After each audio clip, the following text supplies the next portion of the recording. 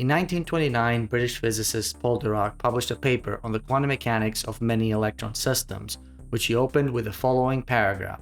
The general theory of quantum mechanics is now almost complete, the imperfections that still remain being in connection with the exact fitting in of the theory with relativity ideas. These give rise to difficulties only when high-speed particles are involved, and are therefore of no importance in consideration of atomic and molecular structure and ordinary chemical reactions. And the difficulty is only that the exact application of these laws leads to equations much too complicated to be soluble. It therefore becomes desirable that approximate practical methods of applying quantum mechanics should be developed, which can lead to an explanation of the main features of complex atomic systems without too much computation. Basically, what Dirac is saying here is that we have all the theory we need to understand most of physics and all of chemistry. The only problem we have is that all these equations are a bit too complicated to solve, so we must develop simple approximations that do not rely on heavy computations. This is an interesting statement, not so much for what Dirac gets right, but what he gets wrong. For one thing, as I showed in my last video, relativity turns out to be quite important even in chemistry. And second, Dirac and many other scientists did not foresee the inventions of computers and the way that they revolutionized quantum theory by precisely enabling those complicated calculations that scientists at the time were so concerned about.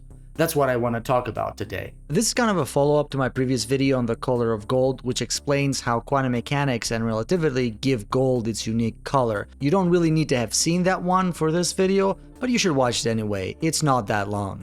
As far as I could find in my research for the gold video, our early understanding of the properties of gold are due to Finnish scientist PyyKko, which is a pretty fun name to say.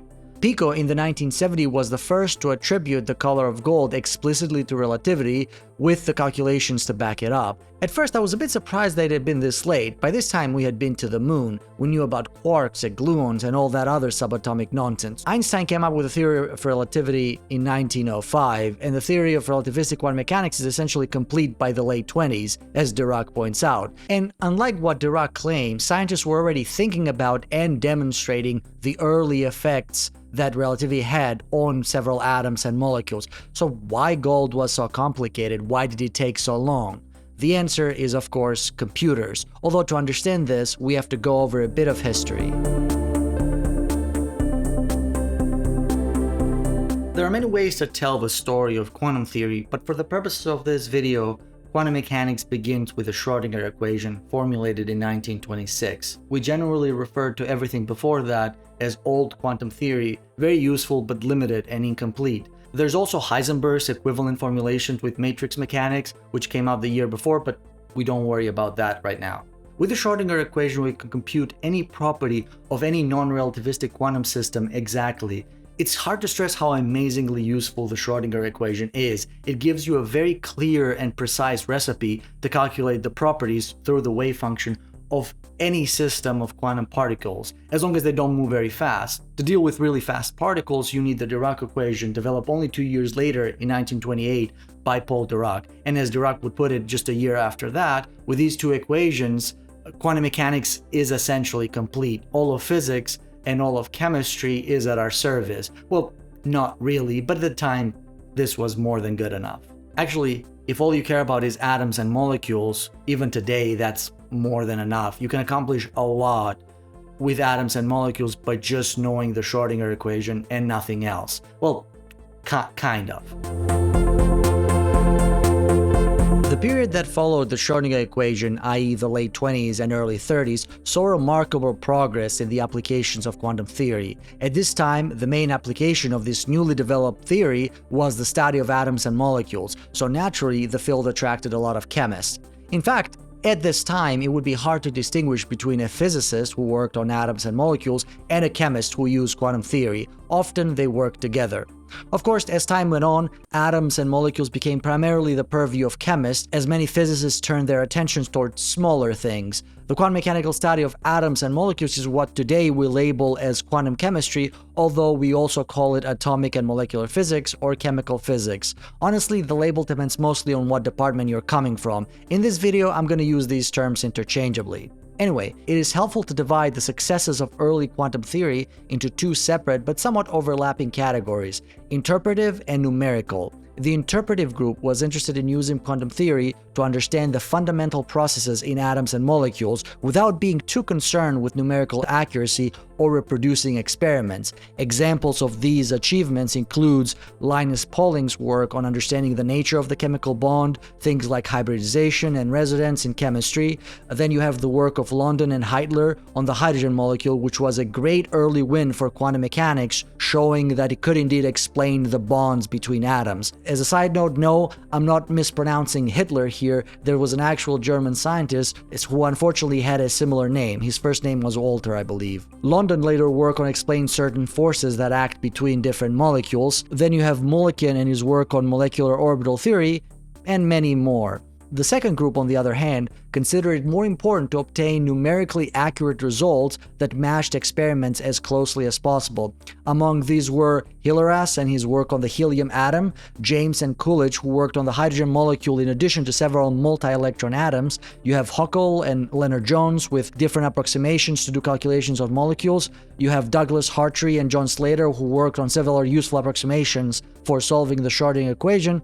And actually, there's a lot of overlap here. You can probably include Mulliken in this category as well. Again, the lines are pretty blurred. We should not take these divisions too rigidly, but there was some animosity between the two, with either one believing that their work was more important than the other side. Heitler, for example, called the scientists doing the heavy calculations nothing more than hard-working dwarves. Heisenberg also called these boneheaded calculations without much physical insight.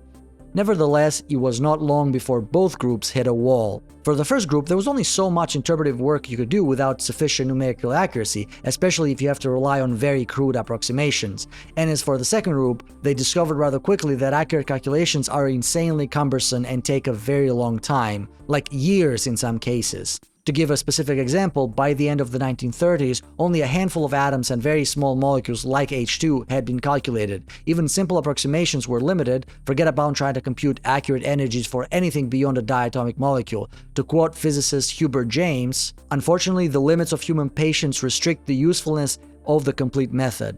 This led to somewhat of a stagnation in the field. A few prominent scientists even moved to other fields. Pauling, for example, became fascinated with biochemistry, Slater moved on to solid-state physics, and London took superconductivity, and there are other examples as well. Then, of course, World War II came and put everything on hold.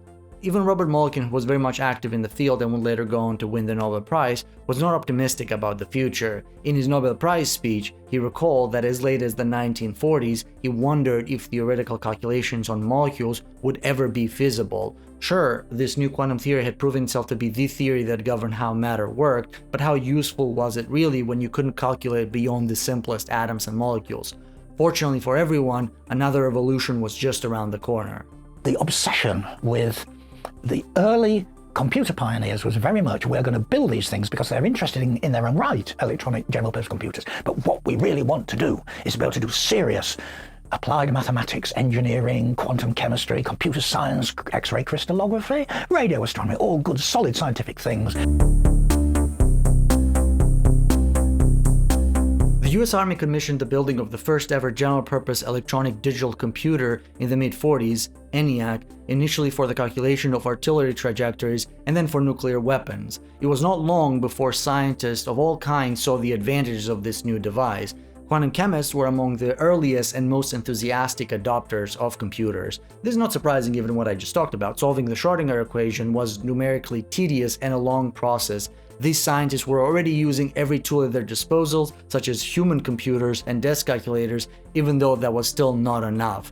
Just to give an example, Charles Scher from the University of Chicago performed the first all-electron calculation on the nitrogen molecule in 1955. This was the largest calculation of its kind at the time. He used desk calculators and a couple of assistants, and it took him over a year to finish. Well, some sources say it took him 2 years, so I'm not sure which it is, but let's say at least a year. The same exact calculation just a decade later would only take 2 minutes using computers. Today, it takes milliseconds on a desktop or a laptop computer. I don't know if Scher was amazed or pissed at the way the field progressed. Imagine devoting over a year of your life to what is the equivalent of a mouse click today. So it's no wonder that the incredible usefulness of computers had become apparent to everyone in the field. Still, not everybody agreed on the best way forward. Similar arguments that had divided scientists in the 20s popped up again in the 40s and 50s. One group wanted to work on developing more accurate methods, while the other group was more interested in using approximate methods that help explain molecular processes.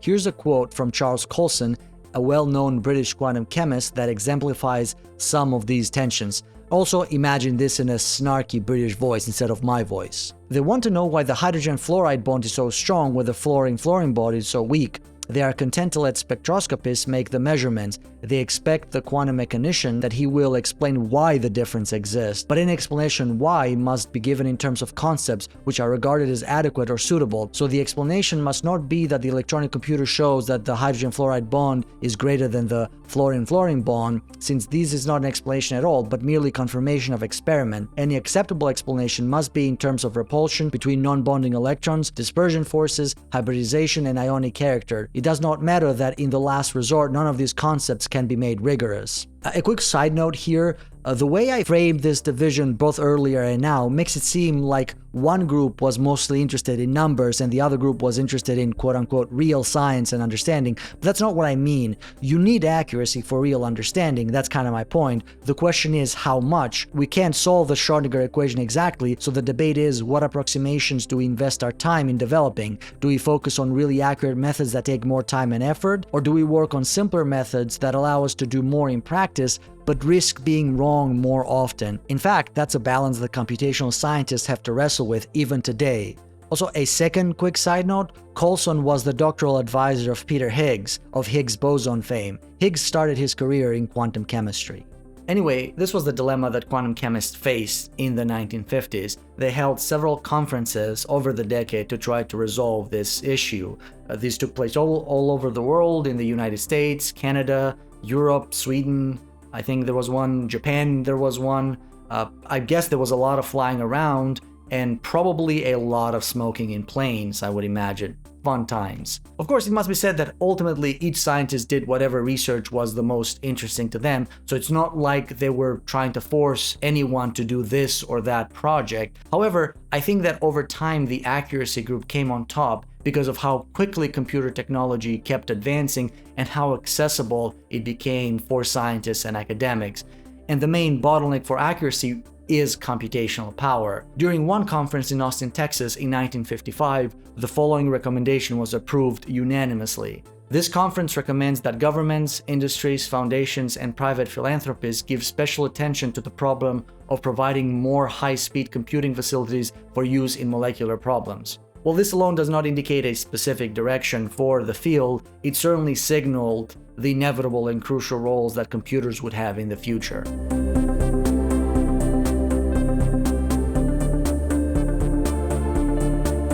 And now we're back to what motivated me to do this follow-up video in the first place. Our understanding of the properties of gold was only possible after computers had gotten powerful enough to do those specific calculations. I don't think gold was a particularly difficult problem, we just could not do it numerically until that point, and that is a huge deal, and that is a huge win for computers, I suppose. Of course, it's silly to say that the conclusion is that computers are important in science, that's obvious, but what fascinated me was the way in which the emergence of computers, of computer technology, influenced the kind of science that people did because of the problems that they were facing before that. The directions that careers that they chose were specifically influenced by the technology that was available. If for whatever reason, be it technological, political, social, economic, or whatever, computers did not become as ubiquitous as they became as quickly as they did, all these scientists would have done something different. Again, this may be obvious to state, but it's still crazy when I think about it. For me, doing quantum mechanics without the benefit of computers is just unimaginable. And yet, I don't have the benefit of the alternative. It took decades to get here, so who knows what the different path would have looked like. The other thing that stood out to me was this interplay between the need or the demand for numerical accuracy and fundamental scientific understanding, both of which show up in the case of gold. These two ideas seem to have divided scientists from the beginning of quantum theory, a division that to a certain extent, maybe a lesser extent, still exists today, even though we know that you need both. Because again, it's not enough that we could do calculations on gold, it was important that our calculations were accurate enough that would explain its properties to a high degree of certainty, and that was just not possible technologically until the 1970s. This is the benefit of computers and computational power. More accurate calculations could prove or disprove previous cruder results, and in my gold video I used a very simple explanation, the simplest possible in fact, to explain its caller hand-waving a bunch of complicated concepts in order to make the video accessible enough. But the actual calculations that PyyKko and his collaborators used in the 70s are thousands of times more complicated. They had to actually approximate the Dirac equation or a version of it to be able to do this. And that, again, to repeat the same thing, that was just not possible until that point of history. Of course, we knew that relativity affected atoms. We knew that it affected gold specifically. And I would even suspect, without much evidence, but I still think this is reasonable to assume, that they even connected the color of gold to relativity at some point before that. But you can't just say that without the evidence. You need the actual numbers to show it. You need the actual calculations, and that was not possible until the 1970s, until computers were powerful enough. Another scientist, Bernard Ransel, who was, I believe, part of Mulliken's group in Chicago, wrote in 1960, "The digital computer will enable modern structural chemistry to become less of an art and more of a science." Of course, here implying that the often heavy guesswork of simple approximations resembled more an art than a science. I want to end this video by highlighting the following relationship between science and computing. You have a triangle of three interconnected and interdependent factors: theory, algorithm, and hardware. These three factors influence each other constantly. While theory sits at the top, the available hardware and algorithms very much influence what type of theories we decide to pursue and how we pursue them. Before computers, scientists pursued approximations that they could do by hand or fit to experimental data. Once computers were a factor, now approximations that we were developing had to account for the limitations of the computer instead, such as memory, that's one example. As computers got more powerful over the years or new architectures came about, it affected what scientists thought that they could realistically do with theory.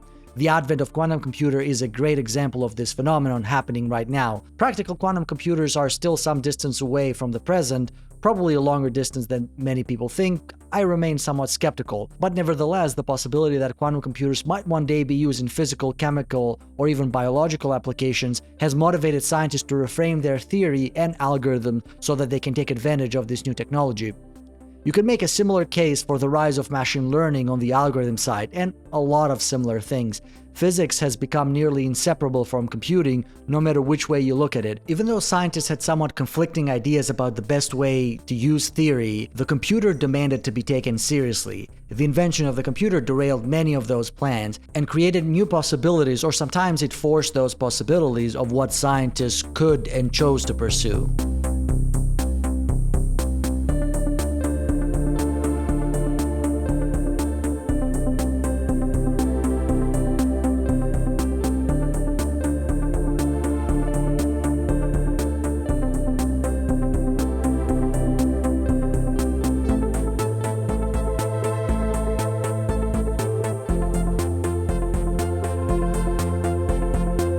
I should clarify that in this brief historical overview, I mostly focus on the role of computers to quantum theory, and specifically quantum theory as it applies to atoms and molecules, otherwise known as quantum chemistry.